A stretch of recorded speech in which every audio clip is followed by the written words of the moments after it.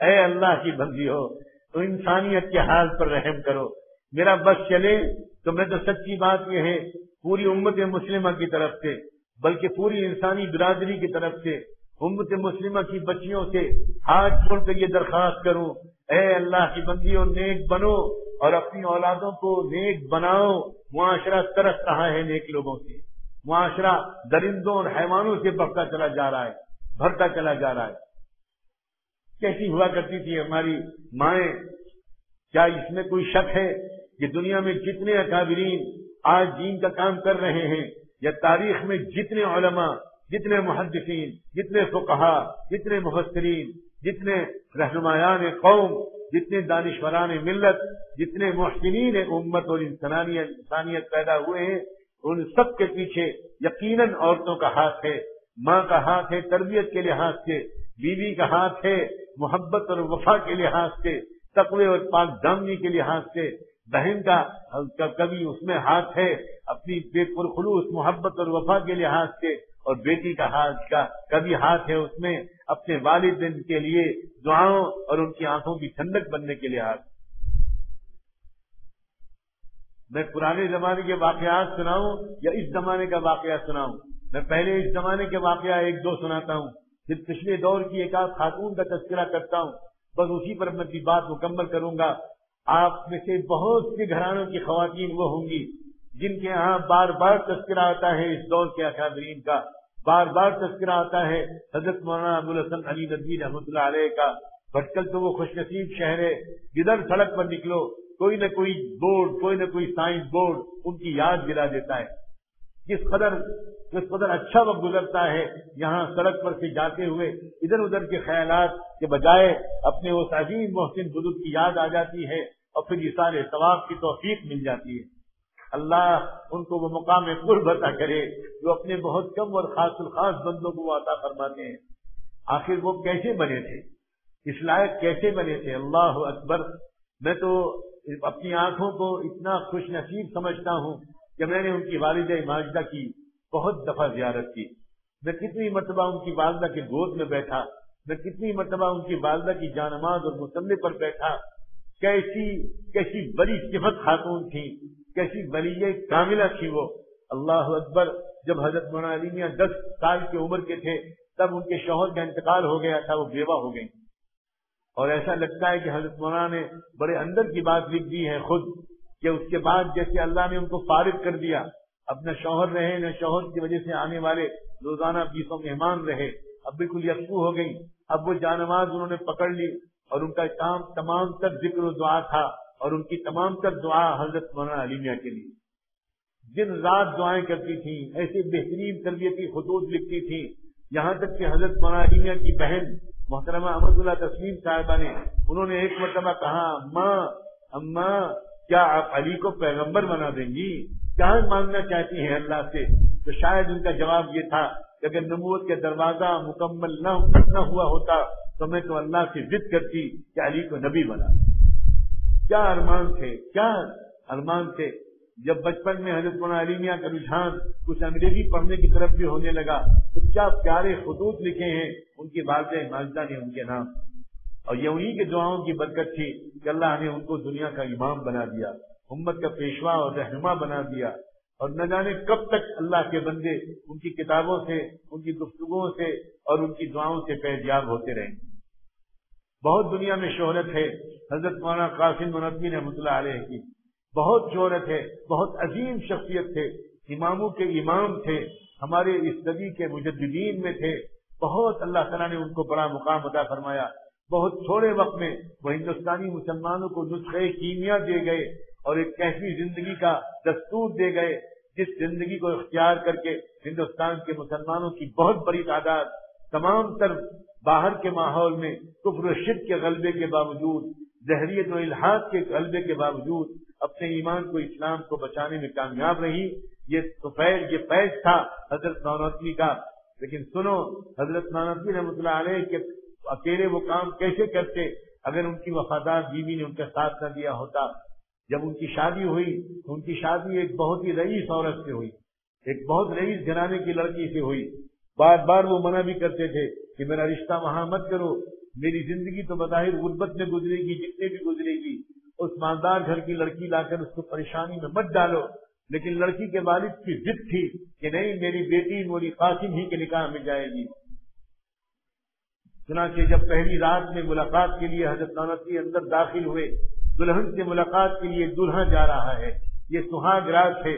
یہ وہ زمانہ ہے جب بلقان کی جنگ ہو رہی تھی اور ترکی یونان سے شکست کھا رہا تھا اور ہزاروں مجاہدین شہید اور لاکھوں قریب زخمی ہو رہے تھے، اور حضرت نانوتوی کا قلب و جگر پر زخمی ہی زخم تھے. اور وہ شادی کی رات میں دلہن کے پاس گئے تو دلہن کو دیکھا کہ سب سے پیر تک وہ زیورات میں ملبوس ہے. ان کے والد نے اس زمانے کے لحاظ سے لوگ کہتے ہیں 1.5 لاکھ روپے کے زیور بنوا کے دیے تھے.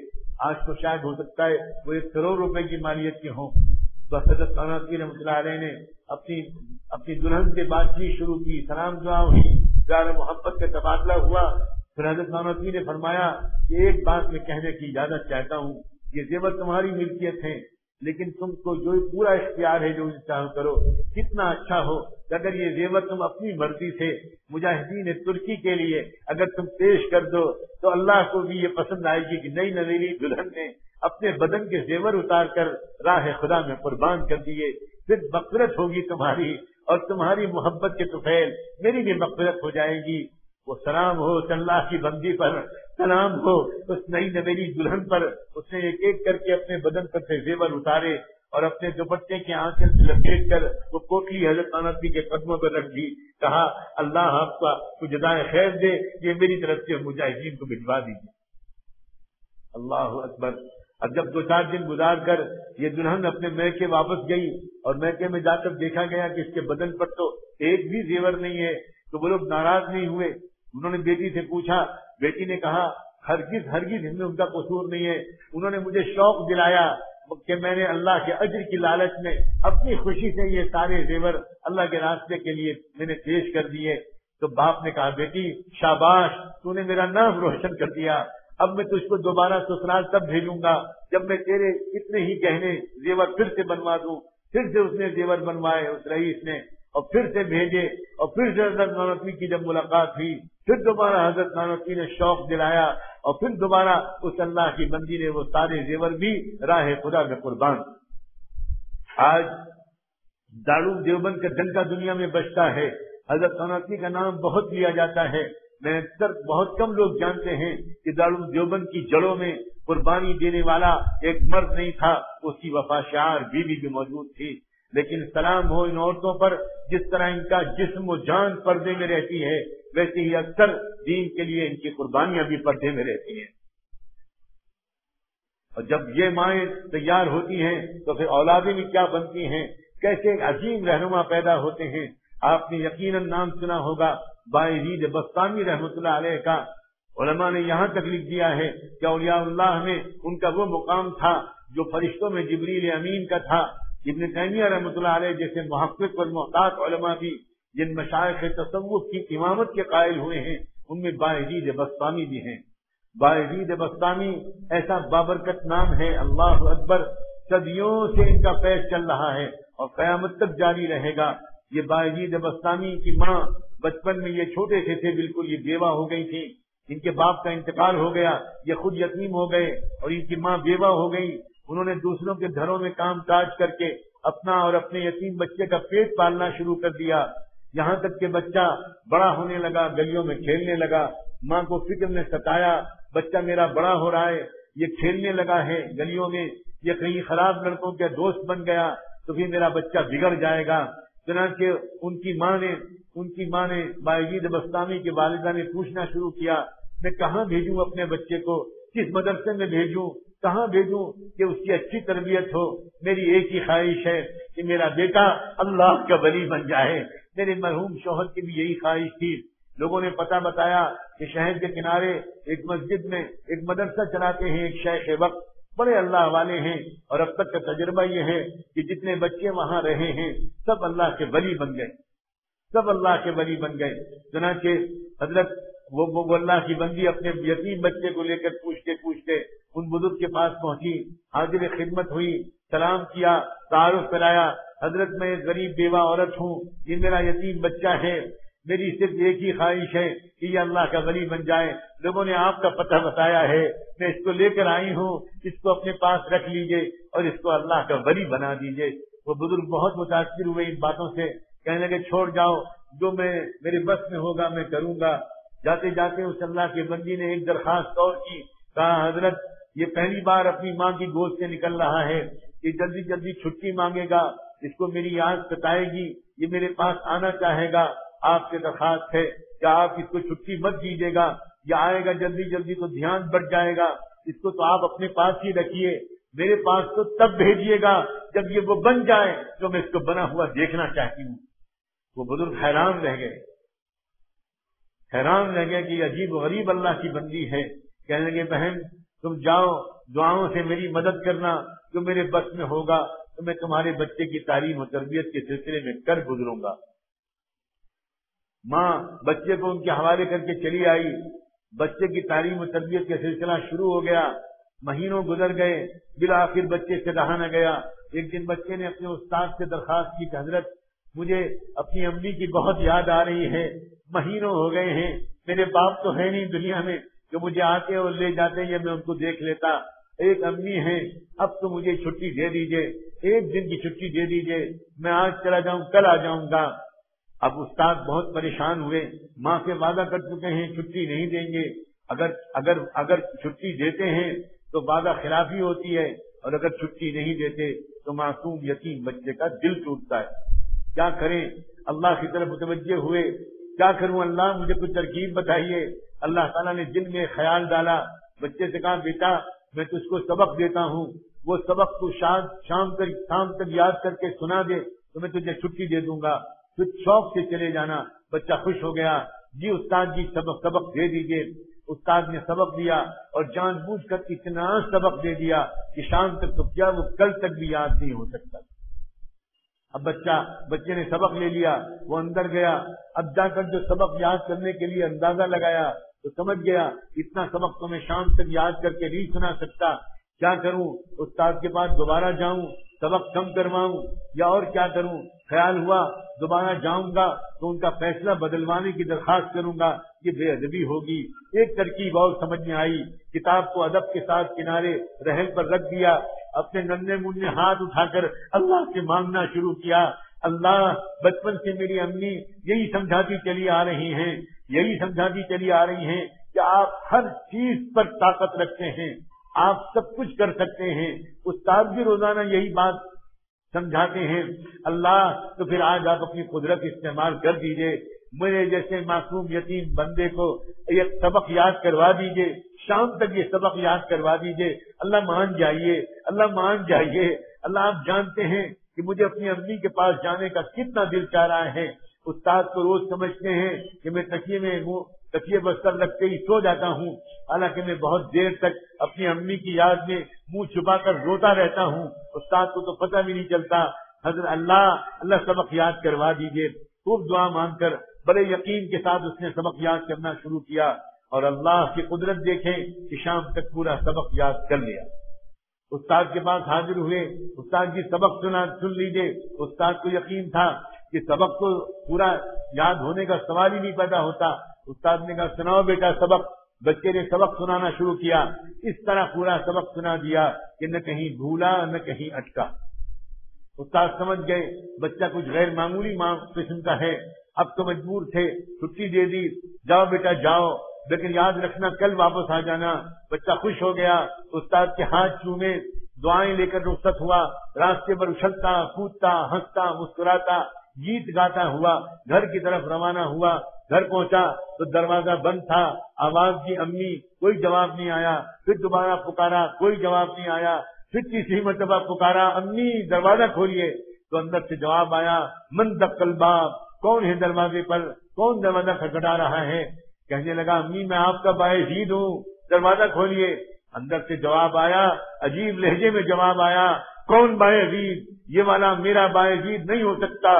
یہ تو میرا باعزید تو تب آئے گا جب وہ کچھ بن جائے گا. میں تو استاد سے وعدہ لے کر آئی تھی, یہ والا میرا باعزید نہیں ہو سکتا. بچہ سمجھ گیا امی نہیں چاہتی کہ میں ابھی گھر میں جاؤں، وہیں پہ کھڑا کافی دیر تک روتا رہا. اس کے بعد بوجھل قدموں سے روتا ہوا مدد سے واپس آ گیا. گیا تھا ہنستا ہوا، آیا روتا ہوا، استاد کے پاس حاضر ہوا، سلام کیا. استاد حیران رہ گئے، بیٹے تو کیسے آ گیا، کیسے آ گئے تم، کیا ہوا جلدی بتاؤ. اور جو بچے نے اپنی داستان سنانے کے لیے چہرہ اوپر اٹھایا تو استاد کی نظر پڑی، آنسوؤں سے چہرہ تر تھا، آنکھیں لال تھیں. استاد نے جلدی سے بچے کو گود میں اٹھایا، اپنے عمامے کے کونے سے بچے کے آنسو پوچھے، چہرہ صاف کیا. بیٹا ہوا کیا، خیریت تو ہے، جلدی بتاؤ. بچے نے پوری کہانی سنا دی. استاد جی آپ نے چھٹی دے دی تھی، میں گیا ہنستا کھیلتا، دروازہ بند ملا، ایک بار پکارا، دو بار پکارا، تیسری بار پکارنے پر جواب ملا کون ہے دروازے پر. میں نے کہا امی میں آپ کا باعزید ہوں. جواب ملا کون باعزید، یہ والا میرا باعزید تو نہیں ہو سکتا. میں سمجھ گیا امی نہیں چاہتی کہ میں گھر میں جاؤں. میں تھوڑی دیر وہیں کھڑا روتا رہا، پھر واپس آپ کے پاس آ گیا. استاد نے کہا بچے تو سوچ سمجھ کے جواب دینا، تم اپنی ماں سے ناراض ہو کر تو نہیں آئے ہو.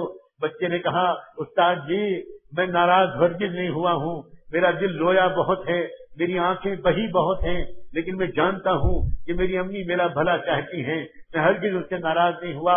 اور اب تو استاد جی میں 1000 چھٹی مانگوں آپ مجھے چھٹی مت دیجیے گا، مگر استاد ایک درخواست ہے، یہ تو دعا کرتے رہیے کہ میری امی کی زندگی دراز ہو، وہ بیمار رہنے لگی ہیں، ایسا نہ ہو کہ میں درمیانی میں ہی رہ جاؤں اور وہ اللہ کو پیاری ہو جائیں. اب تو میرے ابا تو ہے نہیں، تنہا وہی میری سب کچھ ہے. ان کی زندگی کی، ان کی عمر کی درازی کی اور صحت کی سلامتی کی دعا کرتے رہیے. استاد نے کہا بیٹا میں آج سے اس دعا کو اپنا وظیفہ بنا لوں گا. بچہ پھر پڑھائی میں لگ گیا. 16 سال گزر گئے.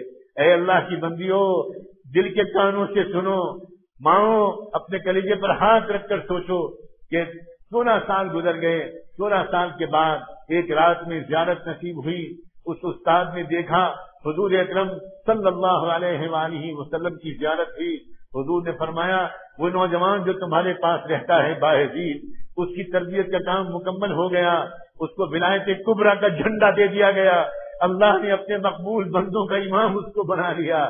بس اب اس کو رخصت کر دو، نسبت کا نور منتقل کرو اور اس کو روانہ کر دو.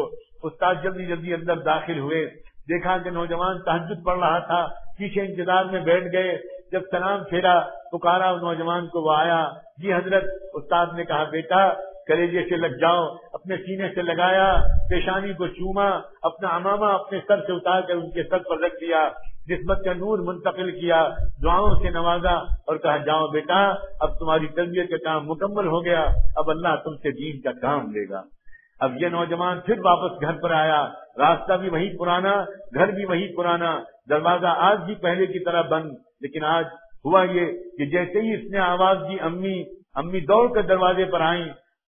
دروازہ کھولا، دیکھا سامنے نوجوان کھڑا ہے، سر پر عمامہ ہے، سنت کا نور ہے، تقوی کا نور پورے بدن سے پھوٹتا ہوا. آ گیا میرا لال، آ گیا میرا بیٹا. بیٹا جھک گیا، اپنی ماں کے قدموں پر گرنے لگا.